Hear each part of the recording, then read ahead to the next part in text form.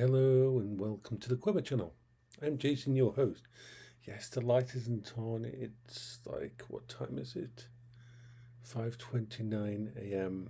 I'm still in my pajamas. I wanted to talk about games. As I've said before, I don't buy many games anymore. I am much more likely to play older games because I would say 80% of the modern gaming ecosystem is built to drain money out of gaming. Every studio has investors, every studio has shareholders. The people in charge are accountants. They aren't interested in you as players. They don't give a shit about you except for the latest marketing bullshit. Their aim is to put the least amount of effort into a new product or into a sequel or into a new battle pass and drain as much money out of you into the pockets of their investors. Now, don't get me wrong, I have absolutely nothing against people who want to monetize a game. Monetizing a game is the only way you can keep a game going past a certain point. No matter what you charge for the game up front, if you don't have a monetization strategy, then you can only support that game for so long, and usually about a year or something. You have to have some, but some do it really well, like Vampire Survivors and games like that actually give you a reason to want to buy the DLC. The DLC has content. Games like The Long Dark, where their expansions and DLC actually over the years really added something to the game. Those are good ones. And cosmetics, if done in the right way, as in you have a game that is so good that people want to buy the cosmetics. They don't have to buy the cosmetics and skins, and you price them in a way that's fair.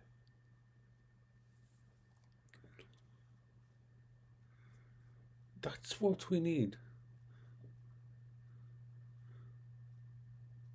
And some games, people ship a product that is amazing without any DLC, like Baldur's Gate 3. So, I will always harp on about Digital Extremes, the company, and Warframe, because to me that is the example of a game done right. Doesn't matter if you like the genre or not. It's all about the simple fact that that game has been out since 2013 and it still looks good now. They have innovated, evolved. I was there at the start when all you had was a solar map that you just sat in the centre of, and was like 3-4 different mission types and like 4 or 5 different locations, and that was all we had. But the company, the people actually there, the actual director, the people who actually worked at the companies were gamers. They wanted to tell a story, they wanted to create something, and they never lost that. They never lost it. The evolution of the game since from then till now is amazing.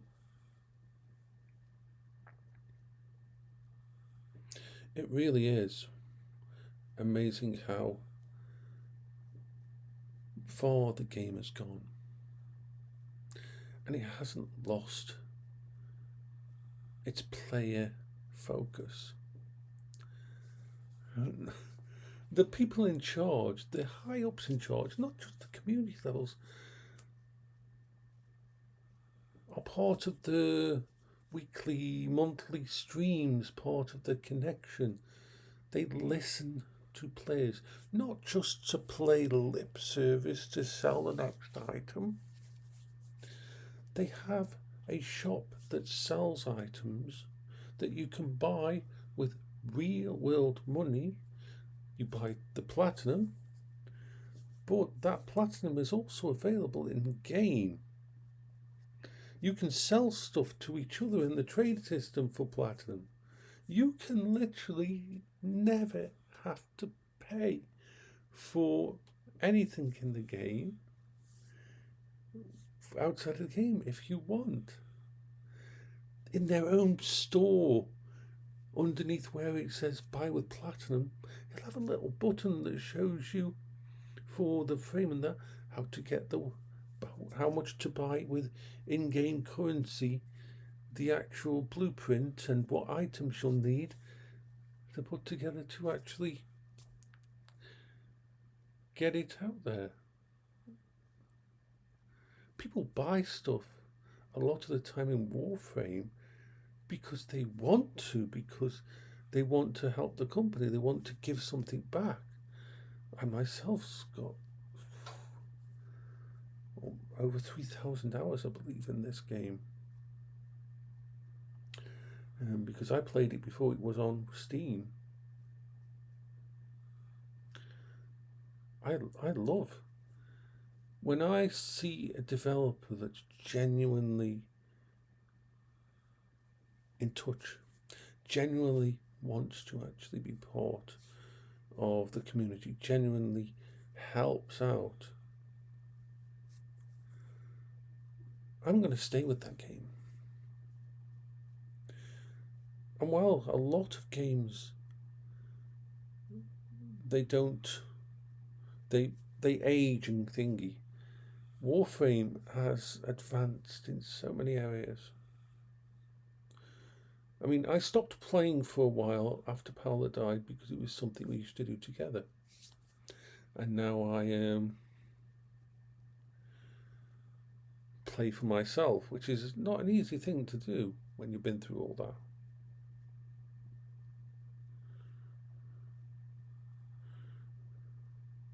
But when I log into Warframe and I see all the different ways of playing, all the different new content and that, I always know that the design decisions, no one's perfect, everybody makes mistakes, but the company actually cares about you as a player. And that is why Warframe still has such a loyal player base. I don't understand why people follow Call of Duty or EA Sports or Battlefield after all the trash that's been done to them over the years. The rinse and repeat, let's just try something else, but do they ever really? The monetisation, the way every year they'll have another version. The way they took away private servers with the Battlefield. I mean, those of us of a certain generation remember the original Battlefield 1 and 2. Those games that you could have your own servers. There was mods. And I don't give a shit how good Battlefield is these days. You have not lived until you've played an old Battlefield 2 mapping created by players mapping an entire part of the Middle East, a gigantic map with the little towns and everything authentically recreated, and 128 people fighting and dying, defending and attacking It is fucking amazing. And EA did the same thing to Battlefront, Star Wars Battlefront. The original Star Wars Battlefront, you could mod. Battlefront 2, the original one, there was mod packs out that turned it completely from Star Wars into Battlestar Galactica. That before the company even thought about it, people out there had created the Geonosis fight and the wars of that era by just putting together new units and having epic battlefields. All that was lost when EA took over and basically, we're doing it for your protection. Yeah.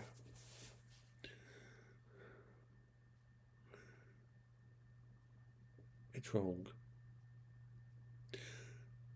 We as gamers deserve better. And the only way it's going to work is, and you've seen it, you've seen how a lot of modern games are failing. Not because we're becoming too entitled, not because we are being spoiled, but because we've had enough. We don't need the woke stuff. We don't need everything to be politically correct. We don't need all the women to look like men. We don't need the agendas brought into. We want stories. We don't want stories that are being cobbled together to tick all of the diversity things. Yes, have black people in a game. Yes, have transgender people in the game. Yes, have gay couples in the game. But make it fucking work. Make it make sense. Make it so it is part of the game from day one, not being prized into there to tick a box.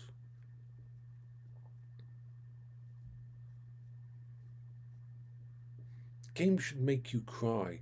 Games should make you laugh. They should evoke emotions.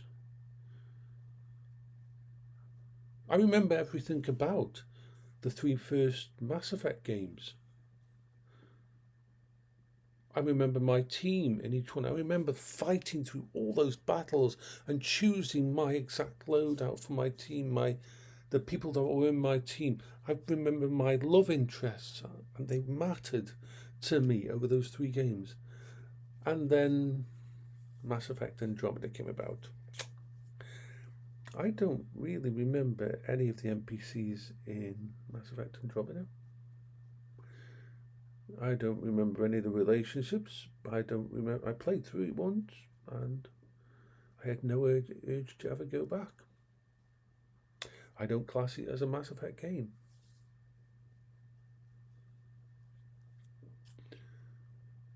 And that's sad. Same with Dragon Age, the original Dragon Age's games, the first couple and that. I remember the people in those games. I remember me and Paola playing those games and choosing our parties and having relationships with the characters in them and forming the romantic bonds and the histories and everything. It mattered. It was real. It wasn't tacked on.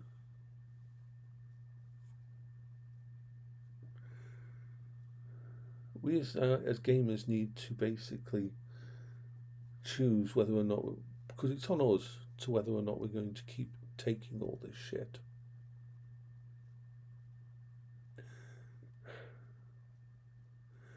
Take care of yourself, everybody. Sorry this was a bit of a rant.